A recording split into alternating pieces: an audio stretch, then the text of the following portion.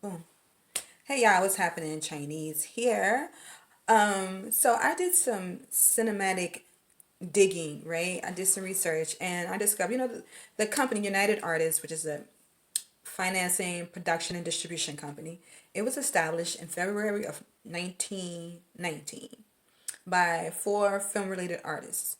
The first one would be Charlie Chaplin, the actress Mary Pickford, her husband, the actor Douglas Fairbank, and the racist director D.W. Griffith of Birth of a Nation. Anyway, so these four artists were sick and tired of the studios having too much control of their creativity in these films. They were sick and tired of the studios controlling the amount of fee that they were to earn from these films, whether it be acting, writing, or directing or producing. They were over it. So they decided to amalgamate as artists and form United Artists Corporation, where they would produce, finance their own films, and distributed them. And then they, I guess, established an agreement with surrounding cinemas to exhibit their very films they produced.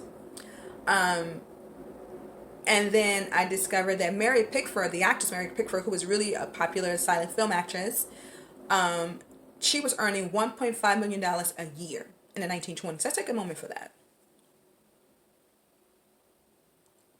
Feminism at its height, okay? $1.5 million. I don't make $1.5 million now in 2021 or in 2020 because it's only been like a week since we've been in this year. I mean, a lot of actresses are not making that much a year. She was earning that much in the 20s. I'm just saying. Um, and they were really successful. But then the 1929 Depression hit, and that was a wrap for their films. But then once the economy was rebooted, was stronger again, then they resumed production and they started distributing films they did not produce. So they continued to distribute and produce and finance films, but then they also took on distributing films they did not produce and start co-producing with other production companies. But I was always into the distribution part of it and the financing part of it. And then the racist D.W. Griffith, he said, I want to be bought out. And they would buy Adios, and they bought him out in 1933. Good riddance, right?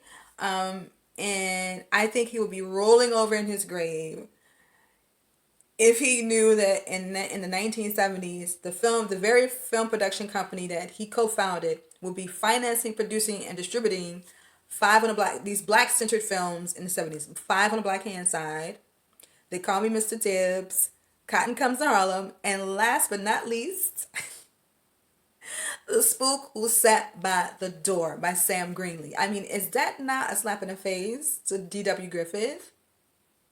That is true artistic justice. I mean, come on. I think that is hilarious and so ironic. But anyway, I just want to and United Artists still is still in existence, but they have a digital company now. They had to progress with the times, but the fact that they're still around, what is that? 102 years later, and they have a film. They're going to be releasing a film this year. I think that's like talking about sustaining a legacy. Wow. But I mean, it's been bought out by other, of course, other people and things like that. I think it was bought out in the what was it? I think they said the 80s by another company. But yeah, it's also kind of inspiring, like, how these artists came together and like, we're done with this shit and we're about to form our own distribution, like financing, distribution, production. I mean, yeah, all three. And they said some cinemas came together and formed First National, and they had this, amalgamation where they would form this alliance with other cinemas so that they wouldn't be like shafted, by the studios as well. So some little cinematic history I want to share because I am a film nerd, as y'all know, and hopefully you found this interesting. And anyway, take care. Happy Wednesday. Peace. Chinese.